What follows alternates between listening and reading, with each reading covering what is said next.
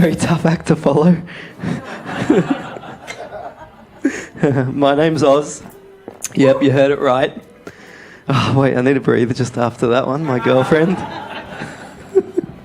My name's Oz, and I know what half of the room is probably thinking. That, my parents were probably big bogans. But in all honesty, they weren't bogans at all. If anything, they're wogs, and they would say everything opposite. So they'd say blue true, and oh son, it's going to be wet out there. The change cooling is coming. Oh, I packed your lunch. The box is on the living room table, or something like that. But the other half of you are the ones that annoy me the most, and that's the ones that say, that's not your real name, is it? It's short for something. It's not real, is it? And I think to myself in my head, I'm like, I've got so much worse things to lie about than my name. But I won't go there tonight because I've got my girlfriend in the room and my wife. But sometimes I just go along with it and I just say, you know what? It's not my real name. Just to get it over and done with, because it is a lot harder to tell the truth. It takes a lot longer. But that didn't quite work out when the police came knocking on my door and asked what those plants in the backyard were. But I am starting to understand why you'd be suspicious of my name, especially Australians. And I live with an Aussie guy, his name's Richard. And it took me a couple of weeks, this guy over here, who's been the star of the show, but it took me a couple of weeks to realise that all Richards are dicks. I had to throw that in there. But no, I will tell you a little bit about a story about why Oz is living in Oz. And I'll take you back to 1981. And my mother was heavily pregnant, and my father was with her at the time as well, as you'd expect. And they were sitting in a bomb shelter on a kibbutz, a small community in Israel. And it was a normal evening in the bomb shelter. It was raining missiles outside. They were dipping their pita into the hummus, eating pickles and olives. And they were watching the TV. There was a new channel on the TV. It was called Televisia Australia. And they were watching this weird bestiality show. There was a young boy and a kangaroo, and he was like, hey, Skip.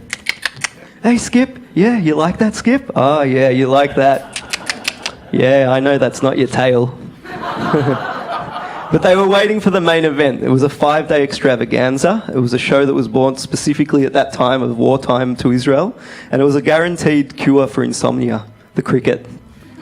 Like, what nation in their right mind have any to watch the cricket? It was just such an aimless sport, unless you were colonised by the Poms. It was 11 men out there trying to get 2 guys out, and one guy, when he goes out, another one comes in, and when he goes out, another one comes in, and the guys that are in there trying to get them out, then they go in and start batting until they get out and in, and it just goes on and on for 5 days. Just totally don't get it. So the doctors prescribed that. So us, all these Israelis, my parents included, started getting excited. I see these guys rubbing their balls onto their cock. He's getting really excited. Then he throws the ball at the batter, and the batter hits it, and he tries to get a line of seagulls out there.